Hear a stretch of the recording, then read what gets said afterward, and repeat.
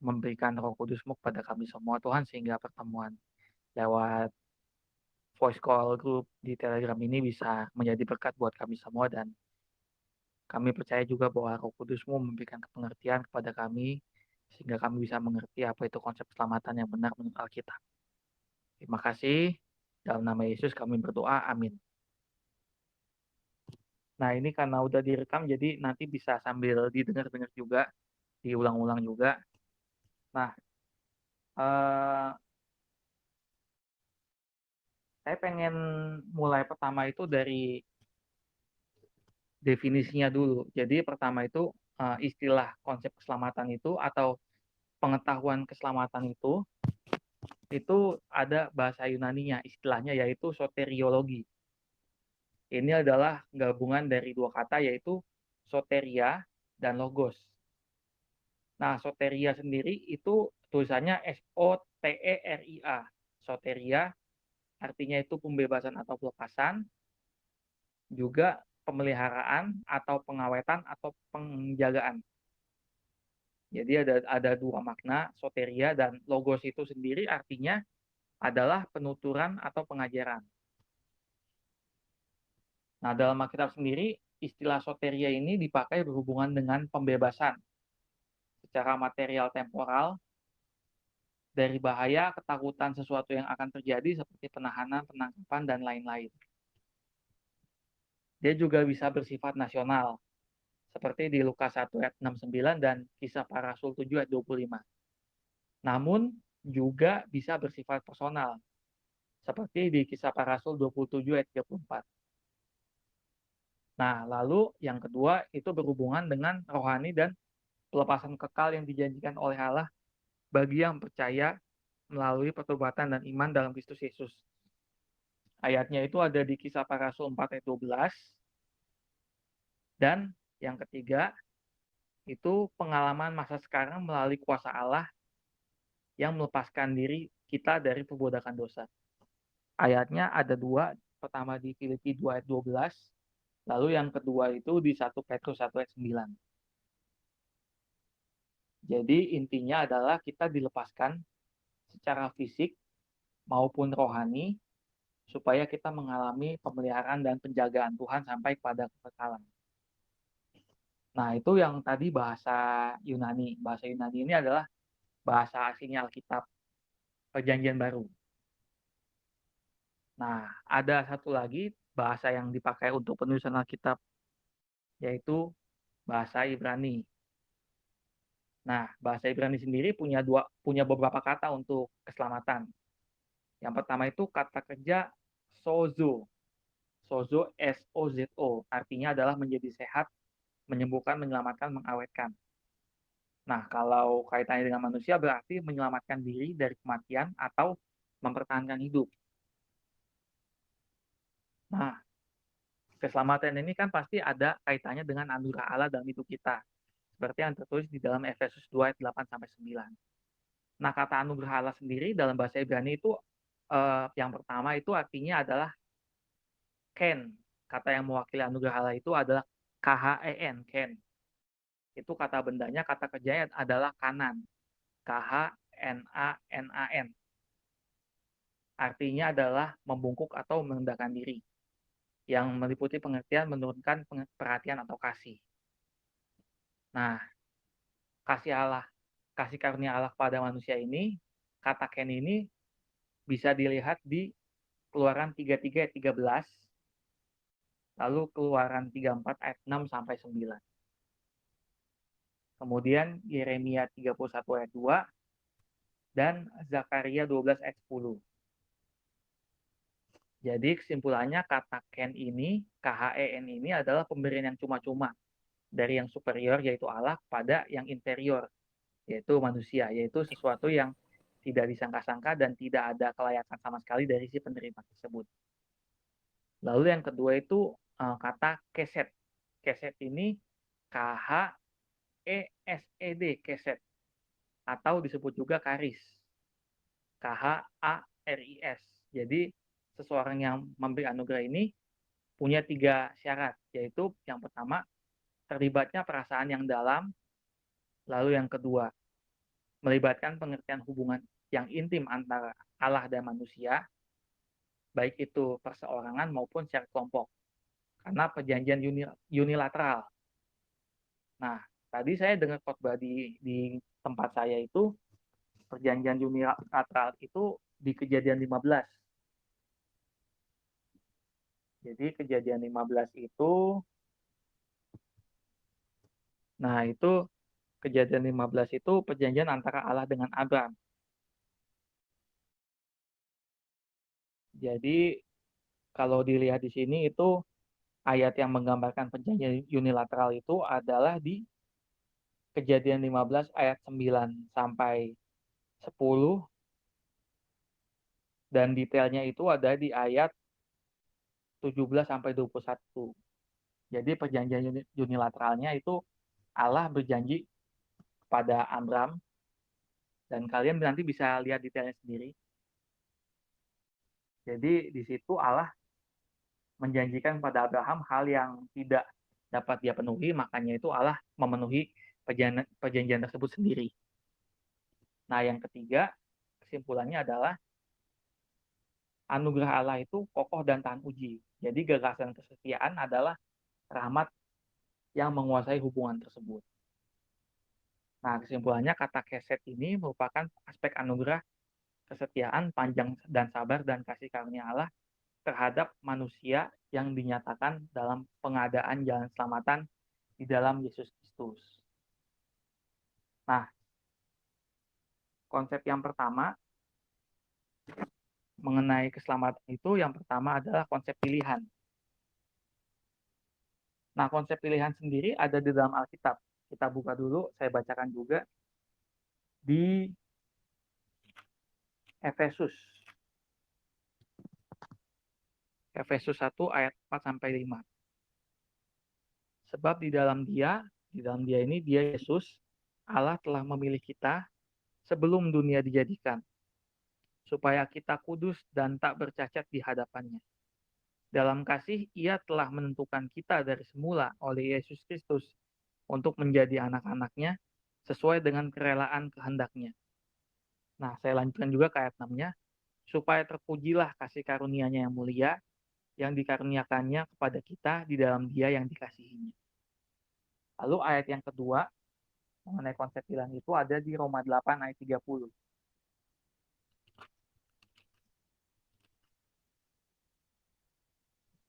Dan mereka yang ditentukannya dari semula, mereka itu juga dipanggilnya. Dan mereka yang dipanggilnya, mereka itu juga dibenarkannya. Dan mereka yang dibenarkannya, mereka itu juga dimuliakannya. Lalu ayat yang ketiga, Yohanes 15 ayat 16.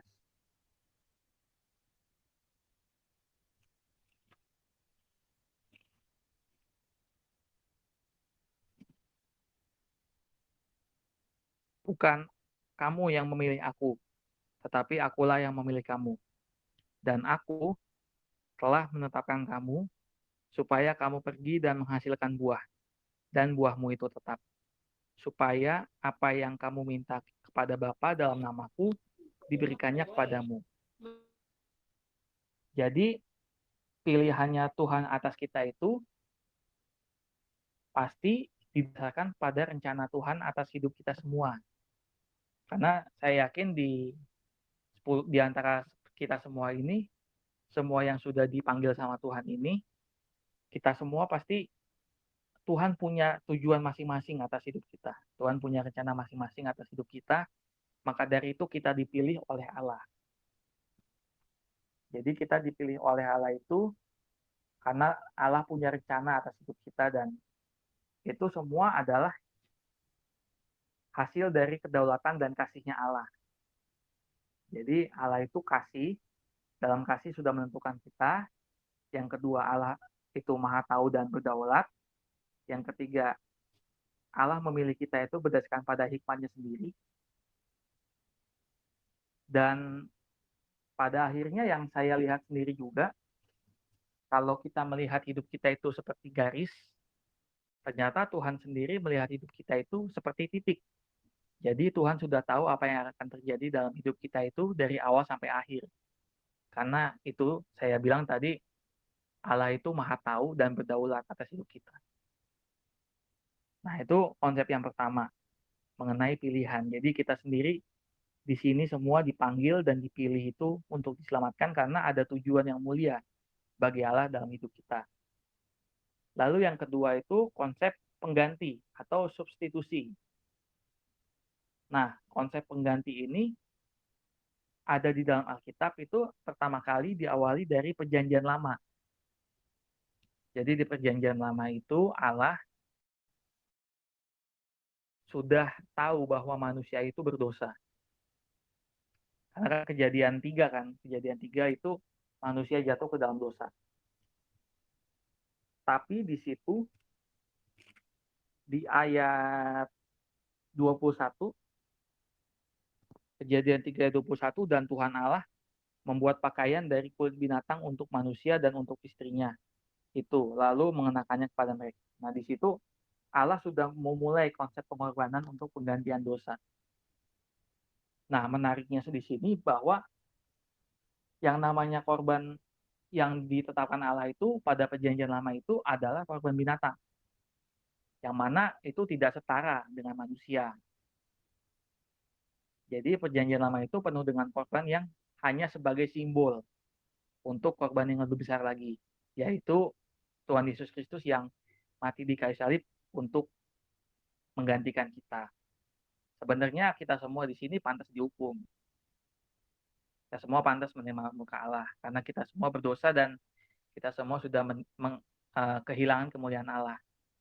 Tetapi karena rahmat yang besar atas kita, maka Allah mengutus Tuhan Yesus Kristus menjadi manusia, menjalani hidup yang harusnya kita jalani, lalu mati di tempat kita berada. Sehingga ketika kita percaya kepada Yesus, maka kita digantikan oleh Tuhan Yesus untuk mati di atas kayu salib. Jadi seperti itu kira-kira konsep penggantian. Nah, karena konsep penggantian ini dijelaskan lebih detail di dalam Perjanjian Baru, maka ada dua kata dalam bahasa Yunani untuk penggantian, yaitu yang pertama kata huper, H-U-P-E-R, huper. Huper itu pertama ayatnya ada di Filemon 1, ayat 10-13. Filemon 1 ayat 10-13. Nah, Paulus mengajukan permintaan pada Filemon mengenai Onesimus. Nah, itu inti ayat 10 sampai 12, lalu ayat 13-nya sebenarnya aku mau menahan dia di sini sebagai gantimu. Nah, gantimu ini adalah huper nih untuk melayani aku selama aku dipenjarakan karena Injil. Itu kata huper yang pertama. Lalu yang kedua itu 2 Korintus 5 ayat 21. 2 Korintus 5 ayat 21. Dia yang tidak mengenal dosa telah dibuatnya menjadi dosa karena kita, supaya dalam dia kita dibenarkan oleh Allah. Nah, jadi seperti itu yang kata yang pertama, kata huper. Yang kedua itu kata anti. Anti itu yang pertama itu, anti ini tulisannya biasa ya, A-N-T-I. Matius 20 ayat 28. Matius 20 ayat 28.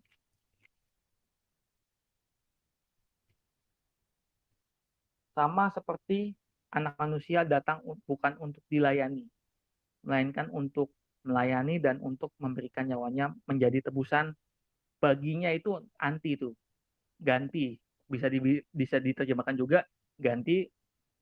LAI kita menerjemahkan kata anti itu menjadi bagi banyak orang. Nah, lalu yang kedua itu Markus 10 ayat 45. Markus 10 ayat 45.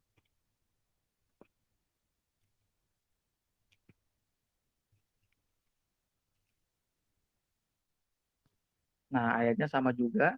Karena anak manusia juga datang bukan untuk dilayani, melainkan untuk melayani dan untuk memberikan nyawanya menjadi tebusan. Baginya itu anti, bagi banyak orang. Jadi Tuhan Yesus itu datang ke dunia untuk menggantikan kita, mati di tempat kita, sehingga kita bisa hidup dalam kehidupan kebenaran yang dia jalani selama kita hidup. Jadi seperti itu teman-teman. Paling enggak untuk bulan ini ada dua dua konsep yang kita bahas, dan kedepannya mungkin yang dua lagi juga akan kita bahas juga setiap bulan, sehingga kita juga bisa memiliki pengertian yang benar akan firman Tuhan dan akan konsep keselamatan kita. Nah, konsep keselamatan kita ini bukan karena perbuatan kita, tetapi karena benar-benar karena Tuhan Yesus yang sudah memberikannya bagi kita.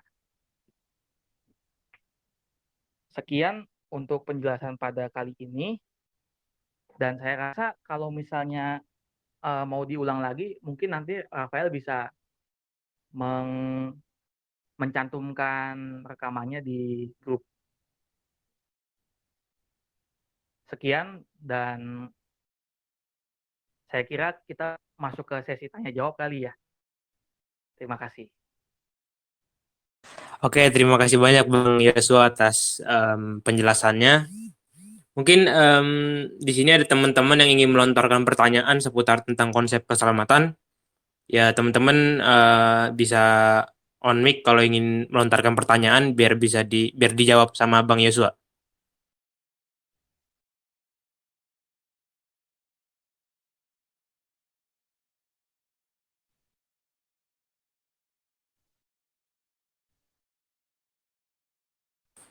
Apakah ada pertanyaan dari teman-teman?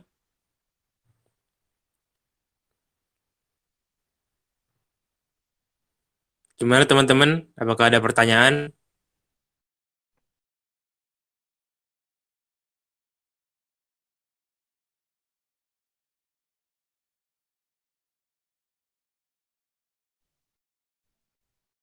Oke, oke mungkin gua aja kali yang nanya ya. Oke. Bang Yosua, gue mau nanya nih Bang. Hmm. Em,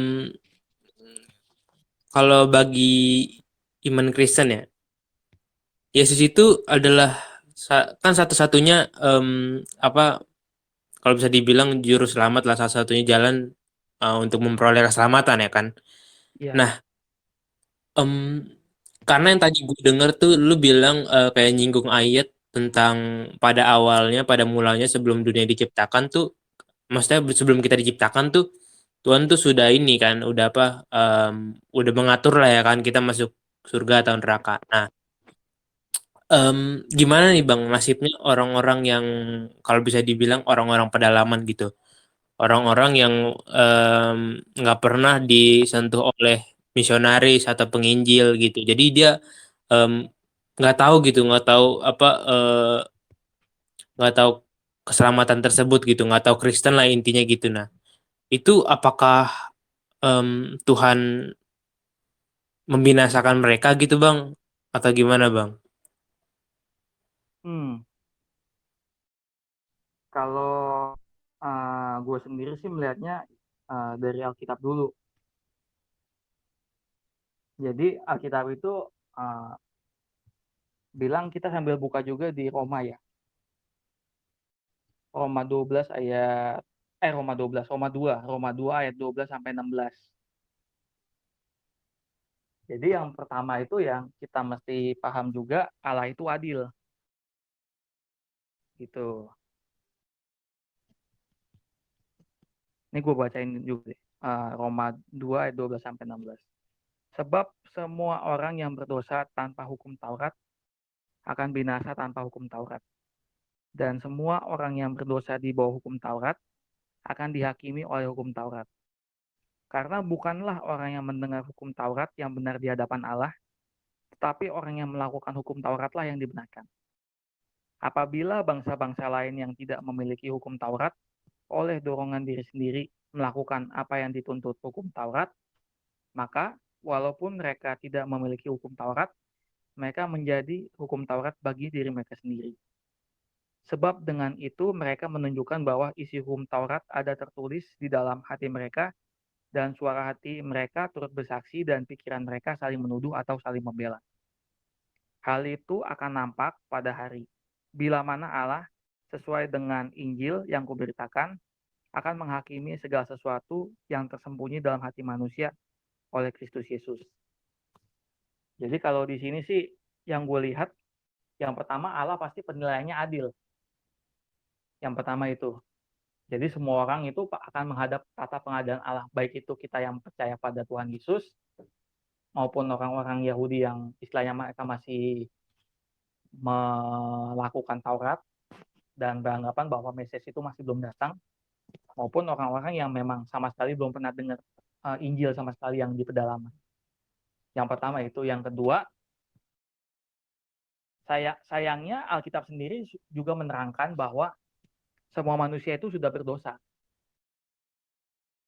Gitu. Jadi semua manusia sudah berdosa dan upah dosa adalah maut. Jadi makanya Yesus datang ke dunia untuk mati di tempat kita supaya kita bisa hidup berkenan pada Allah dan hidup kudus. Dari tadinya kita pengennya melakukan dosa terus, jadi kita pengen melakukan kebenaran firman Tuhan terus. Nah, itu yang bisa gue bilang di kesempatan kali ini, bahwa semua orang itu sudah pasti berdosa, dan kalau kita pun diselamatkan itu karena karunia Allah. Gitu. Dan pada akhirnya semua orang akan dihakimi oleh Allah yang adil, dan semua orang pasti akan dinilai juga. Karena semua orang sudah berdosa, maka konsekuensi logis dari keberdosaan manusia adalah manusia terpisah dari Allah selama-lamanya. Tapi Oke. apakah itu membuat kita melemahkan semangat kita dalam penginjilan? Enggak juga. Justru malah itu membuat kita semakin semangat untuk menyebarkan Injil kemanapun kita pergi. Gitu sih. Oke. Thank you Bang, Bang Yosua atas jawabannya.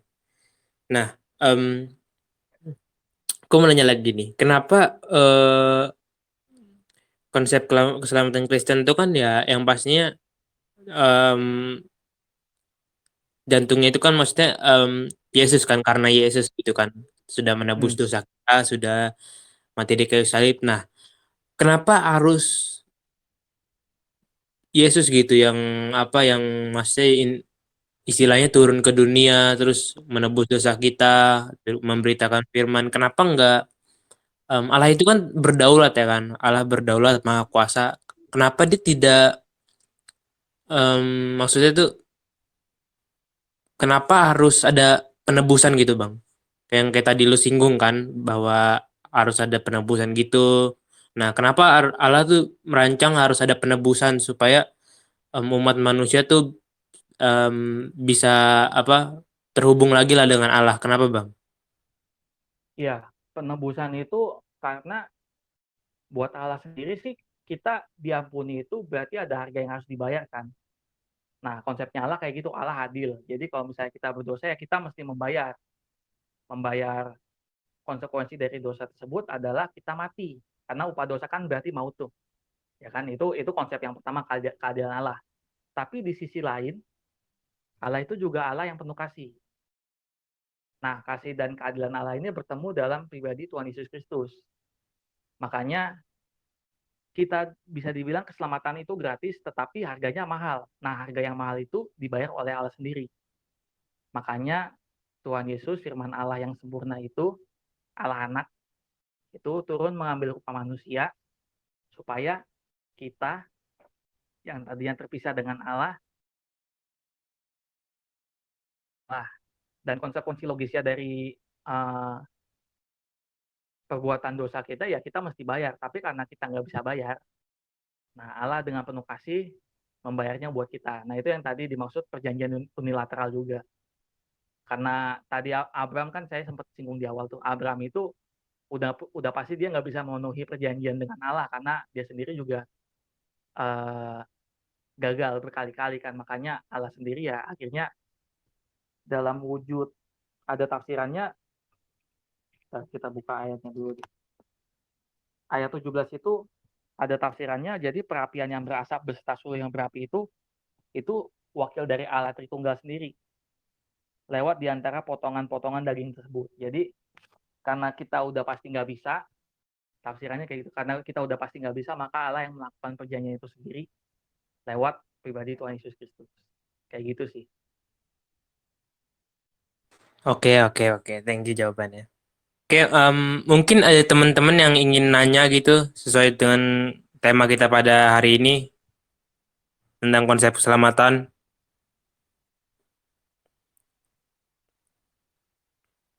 Ayo silakan aja teman-teman yang mau nanya jangan sungkan, nanya tentang apa aja. Ya, semua pertanyaan itu sama pentingnya. Iya betul.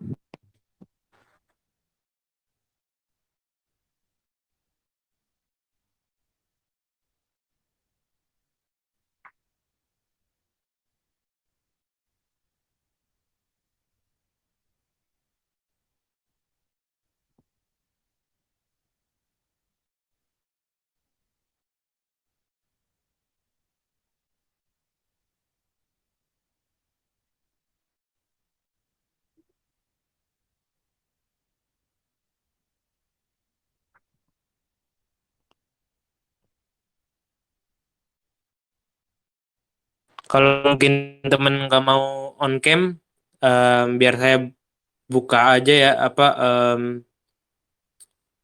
ininya grupnya, kolom chatnya supaya mungkin ada teman-teman yang pengen nulis pertanyaan di grup, silakan udah saya buka.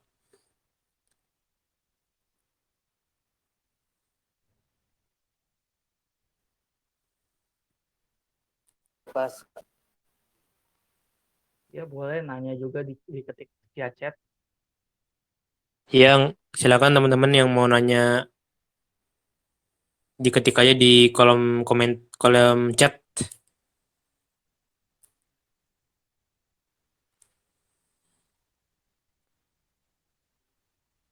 Pas, Kak. Oke, makasih Lukas untuk tanggapannya.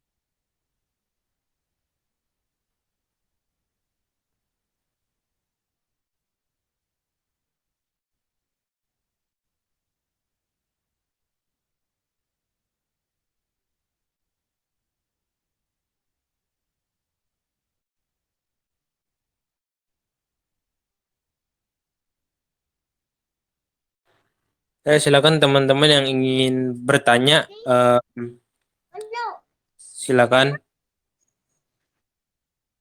Ya, Gloria mungkin mau nanya. Udah keluar ya? Rafael itu ada yang nanya Rafael. Oh ya, oke. Mungkin biar gua ini pertanyaan dari Yohanes Ricardo nih. Mau nanya gimana sih caranya supaya kita hidup dalam kekudusan? Gimana Bang Yosua? Yang pertama, kekudusan kita itu bukan berasal dari perbuatan kita sendiri, bukan berasal dari usaha kita sendiri, bukan usaha manusia untuk bisa kudus, tapi kita dikuduskan. Kenapa? Karena kita menerima Yesus sebagai Tuhan dalam hidup kita. Jadi, ketika kita menerima Yesus sebagai Tuhan dalam hidup kita, maka kita dikuduskan dari semua perbuatan dosa dan segala macam kejahatan dalam hati kita. Karena juga Roh Kudus pada saat itu langsung membuat kita lahir baru kembali. Jadi dalam sekejap mata ketika kita menerima Tuhan Yesus, kita langsung hidup kembali roh kita, dan Roh Kudus itu juga ada dalam kita, hidup bersemayam dalam kita. Jadi bagaimana caranya supaya kita hidup kudus? Ya kita bergaul sama Tuhan. Yang pertama sih itu. Yang kedua kita berdoa setiap hari. Yang ketiga kita membaca firman Tuhan setiap hari. Karena kehidupan Kristen yang kudus itu berdasarkan pada firman Tuhan dan pada doa. Jadi kita kudus bukan karena usaha kita, tetapi karena kita tetap tinggal melekat dengan Tuhan. Ketika Tuhan itu mencurahkan kasih-Nya dan kebenarannya ke dalam hidup kita, maka kita juga penuh dengan kasih dan kebenaran itu, dan hidup kita juga dikuduskan. Kayak gitu sih jawaban gue sih. Oke oke oke, thank you Bang Yosua. Mungkin ada teman-teman yang mau nanya lagi karena tadi si Yohanes udah keluar, Yohanes Ricardo yang nanya tadi udah keluar. Untuk teman-teman yang nggak mau on mic, ya bisa ditulis saja di kolom chat di grup. Silakan teman-teman.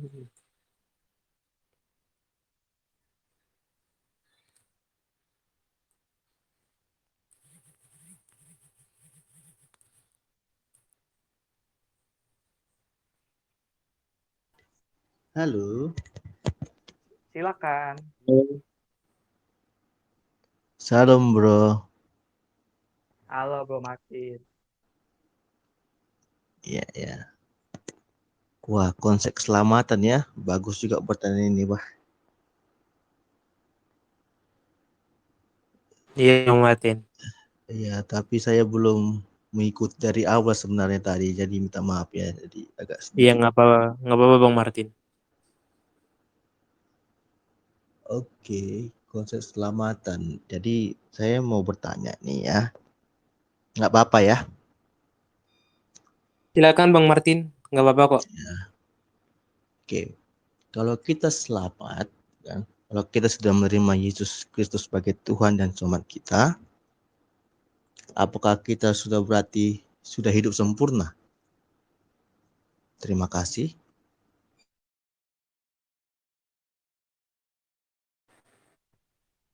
Terima kasih untuk pertanyaannya, Bro Martin. Ketika kita terima Yesus sebagai Tuhan dan Juru Selamat, apakah kita sudah sempurna? Pastinya enggak. Karena kita sendiri kan masih hidup dalam daging. Dan kita sendiri juga masih hidup berjuang di dunia ini untuk mentaati kehendak Allah dan makin lama makin meninggalkan keinginan untuk mengikuti keinginan daging kita. Jadi sifatnya keselamatan dalam Kristen itu kita makin disempurnakan. Kayak tadi ayatnya itu yang tadi sempat saya bahas itu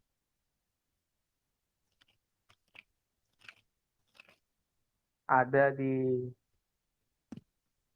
Roma 8 ayat 30. Dan mereka yang ditentukannya dari semula, mereka itu juga dipanggilnya. Dan mereka yang dipanggilnya, mereka itu juga dibenarkannya. Dan mereka yang dibenarkannya, mereka itu juga dimuliakannya. Jadi kita sendiri hidup di dalam Yesus itu hidup dalam proses pengudusan dan penyempurnaan terus-menerus setiap hari. Jadi setiap hari kita ketika yang masih berkaitan dengan yang tadi soal pengudusannya. Jadi semakin kita setiap hari hidup dekat dengan Tuhan, kita setiap hari baca firman, kita setiap hari berdoa, kita setiap hari menyelaraskan kehidupan kita, pikiran kita dengan tuntunan Alkitab, maka lewat itulah Roh Kudus mengerjakan penyempurnaan kepada kita setiap hari. Dan kita kapan tahu kita sudah sempurna? Ketika kita sudah pulang ke rumah Bapa. Ketika kita sudah pulang ke rumah Bapa, berarti di mata Tuhan kita sudah sempurna. Makanya itu konsep kematian dalam Kristen itu bukan konsep yang menyedihkan, bukan konsep yang ironi, tetapi kematian dalam Kristen itu adalah suatu bentuk kasih Allah bahwa kita sendiri sudah 100% sempurna seperti gambaran anaknya, sehingga kita bisa hidup bersama-sama dengan Tuhan di dalam kekekalan. Jadi ketika saya melihat, karena saya sendiri juga banyak melihat penguburan, dan di gereja saya juga sering terlibat di pelayanan kedukaan. Nah itu saya juga menemukan bahwa ternyata orang-orang yang meninggal ini, yang meninggal dalam Tuhan Yesus ini, berarti mereka sudah waktunya memang, dan Tuhan sendiri sudah melihat gambarannya Allah di dalam diri mereka itu sudah penuh, mereka itu sudah disempurnakan, dan mereka memang sudah waktunya untuk hidup bersama-sama dengan Allah di dalam kekekalan. Makanya kita sendiri dalam di dunia ini juga kita dikuduskan terus-menerus, setiap hari kita diubahkan dengan gambaran anaknya lewat firman dan dengan doa. Sekian yang bisa saya jawab pada kesempatan hari ini.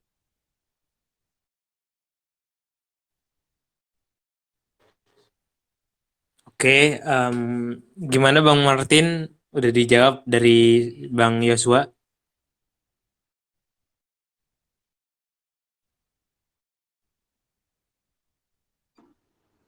Oke, sebenarnya saya juga tahu jawabannya, Bang. Tapi kita sama-sama belajar aja, Bang. Supaya teman-teman lain tahu aja. Siap. Makasih, Bang. Bukan berarti saya bertanya mungkin mau menguji, bukan ya Bang. Tapi pengen memastikan aja gitu. Oke, bisa bertanya enggak? Ya, boleh silakan. Saya mau bertanya nih Kak. Pertanyaan pertama, apa buktinya kalau kita sudah selamat?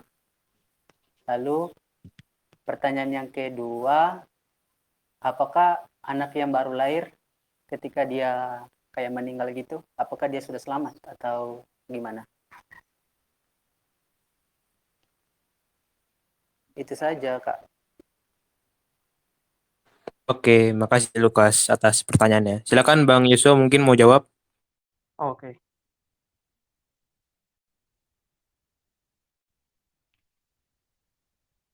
Nah,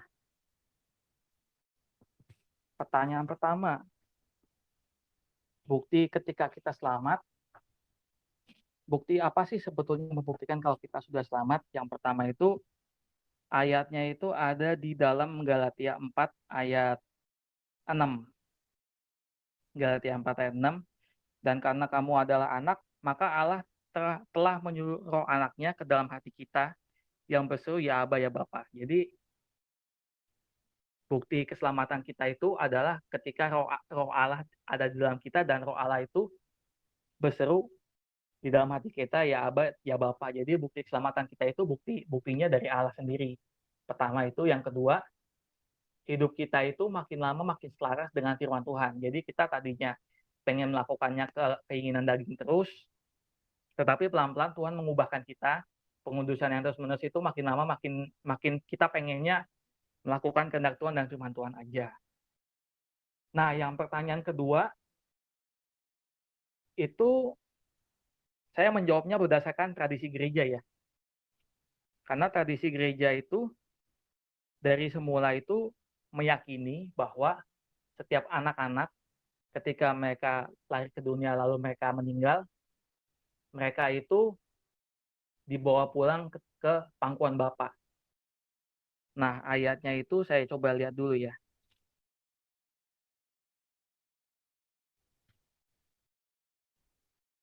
Nah, ini Matius 19 ayat 13 sampai 15. Lalu orang membawa anak-anak kecil kepada Yesus supaya ia meletakkan tangannya atas mereka dan mendoakan mereka. Akan tetapi murid-muridnya memarahi orang-orang itu. Tetapi Yesus berkata, biarkanlah anak-anak itu. Janganlah menghalang-halangi mereka datang kepadaku. Sebab orang-orang yang seperti itulah yang mempunyai kerajaan surga. Lalu ia meletakkan tangannya atas mereka dan kemudian ia berangkat ke situ.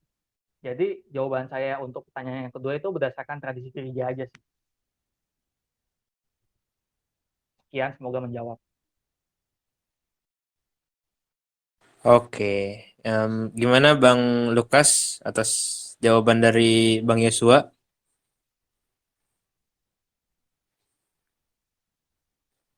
Oke, thank you. Oke, mungkin ada teman-teman yang lain mau bertanya atau melontarkan pertanyaan seputar konsep keselamatan. Tadi Frater kayaknya lambai-lambai di awal ya? Iya. Ya, salam semuanya. Maaf baru gabung karena tadi ada misa. Ya, saya ngikuti aja dan mendengarkan dulu. Soalnya terlambat, maaf. Oke. BTW Bang Yosua ada pertanyaan nih. Ya, tadi ada yang nge-PC gua. Yo. Pertanyaannya ini apakah jaminan keselamatan bersifat alkitabiah dan bagaimana saya mendapat jaminan keselamatan itu? Gitu katanya. Biar gue ulang ya. Apakah jaminan keselamatan bersifat alkitabiah dan bagaimana saya mendapat jaminan keselamatan itu? Gitu Bang. Gimana Bang pertanyaannya? Jawabannya. Jaminan keselamatan bersifat alkitabiah, iya betul. Nah, jaminan keselamatan kita sendiri itu bukan karena perbuatan baik kita, bukan, tetapi karena Tuhan Yesus saja. Jadi karya Tuhan Yesus itu adalah jaminan keselamatan kita. Dan itu karya keselamatan kita itu berdasarkan pada perbuatan Tuhan Yesus yang sudah selesai di masa 2000-an tahun yang lalu. Jadi jaminan keselamatannya kayak gitu. Nah, yang kedua, bagaimana kita bisa mendapatkan jaminan keselamatan itu ya percaya sama Tuhan Yesus. Udah itu aja. Kita nggak mengandalkan perbuatan baik kita nggak mengandalkan amal ibadah kita, enggak. Tapi kita percaya sama Tuhan Yesus aja, sehingga kita bisa memperoleh keselamatan. Dan konsep keselamatan Kristen sendiri adalah yang pertama itu kita punya hubungan pribadi dengan Allah. Karena tadinya kan kita musuh Allah nih semuanya nih. Seteru Allah kita ini, pokoknya musuhan aja sama Allah. Tetapi Allah sendiri berinisiatif untuk berdamai dengan kita. Dengan cara Yesus mati di tempat kita. Sehingga kita yang tadinya musuhnya Allah, itu menjadi kawannya Allah, menjadi satu pihak dengan Allah, sudah berdamai. Bahkan nggak cuma berdamai, tapi kita punya hak istimewa dalam kerajaan Allah. Kita diangkat jadi anak Allah, yang tadi saya bahas yang Galatia ya, jadi kita diangkat menjadi anak Allah, dan roh Allah itu diam di dalam kita, dan dia berseru ya Aba dan ya Bapa. Kayak gitu sih. Oke. Ini tadi pertanyaan yang dilontarkan oleh Danuar Talingga ya. Oke, siap. Gue mau nanya nih ya, mungkin pertanyaan terakhir kali ya, karena sudah jam 16.41. Pertanyaannya gini, tadi kan lu sempat singgung bahwa sebelumnya itu kita adalah musuh Allah. Nah, mungkin Bang Yosua bisa jelasin gitu ya Bang, apakah orang-orang di zaman sebelum Yesus meninggal gitu, atau zaman sebelum ada penebusan, apakah itu juga termasuk musuh-musuh Allah gitu? Contohnya itu kayak ya mungkin bisa dibilang orang-orang perjanjian lama gitu kan, orang-orang yang tidak menyembah Allah lah kan, bukan orang-orang yang menyembah Allah Abraham, tapi orang-orang yang mungkin dari sekte-sekte lain gitu Bang. Itu apakah itu juga dulu adalah musuh Allah dan binasa mereka Bang? Ya, kalau di perjanjian lama sendiri kan masa sebelum Tuhan Yesus datang itu. Jadi sama aja sih sebetulnya semua manusia itu musuh Allah. Baik itu dia orang Yahudi maupun non-Yahudi. Itu sebabnya kenapa diadakan perjanjian Musa itu, perjanjian Musa. Jadi korban bakaran itu kan semuanya itu untuk sebagai simbol perdamaian yang akan dilakukan nanti oleh Tuhan Yesus. Karena dalam matinya Tuhan Yesus dia mendamaikan semua manusia dengan Allah. Itu ayatnya ada tuh di Efesus kalau nggak salah. Ya kita coba.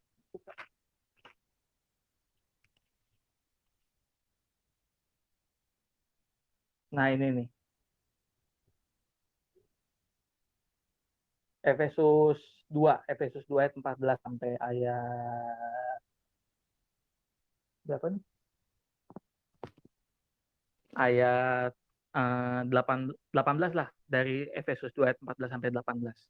Karena dialah damai sejahtera kita, yang telah mempersatukan kedua pihak dan yang telah merubuhkan tembok pemisah, yaitu perseteruan.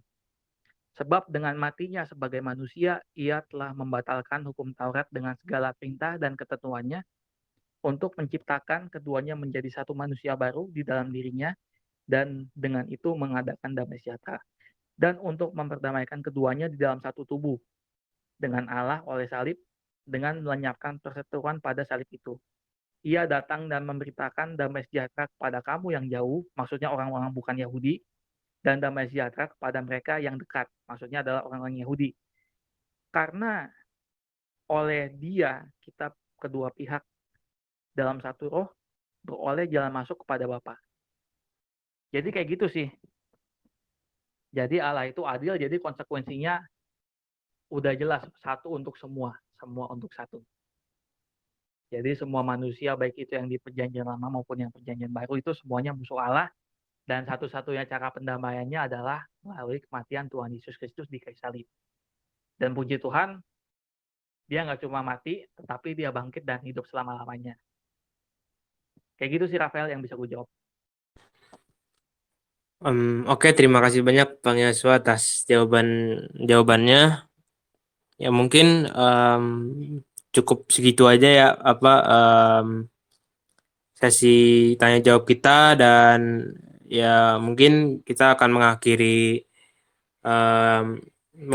Bible Understanding ini. Gue ucapkan terima kasih banyak untuk teman-teman yang sudah berpartisipasi dalam voice call group Bible Understanding ini. Oke. Mungkin Bang Yosua bisa pimpin kita dalam doa penutup, Bang. Oke. Mari kita tutup dengan doa. Bapa di surga, kami berterima kasih untuk Tuhan Yesus Kristus yang sudah menyelamatkan kami. Kami bersyukur Tuhan bahwa kami tadinya tidak layak, kami tadinya musuh, kami tadinya mati Tuhan. Tetapi karena anugerah-Mu semata, karena Engkau sudah memilih kami dan Engkau sudah memberikan kami penggantian, yaitu melalui anak-Mu Yesus Kristus, kami bisa diselamatkan.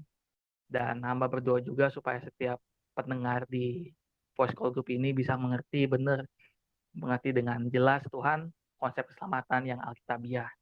Sehingga lewat pengetahuan yang benar ini kami bisa semakin mengasihi Tuhan dengan segenap hati kami, dengan segenap jiwa kami, dan dengan segenap akal budi kami. Terima kasih, dalam nama Tuhan Yesus Kristus kami berdoa. Amin. Amin. Oke, terima kasih Bang Yosua atas penjelasannya di Bible Understanding ini, dan terima kasih juga untuk teman-teman semua yang sudah mendengarkan dari awal sampai akhir, maupun yang masuk saat akhir-akhir ini. Mudah-mudahan teman-teman semua bisa bisa dapat berkat ya dari Bible Understanding kita pada hari ini. Dan mungkin Bible Understanding selanjutnya tetap akan temanya sama, yaitu konsep keselamatan.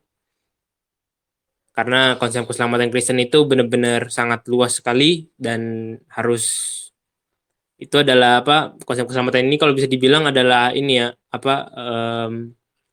sangat penting sekali ya Bang Yosua ya untuk dibahas. Dan ya mungkin kita akan Bible Understanding lagi bulan depan ya Bang Yosua ya, bulan September.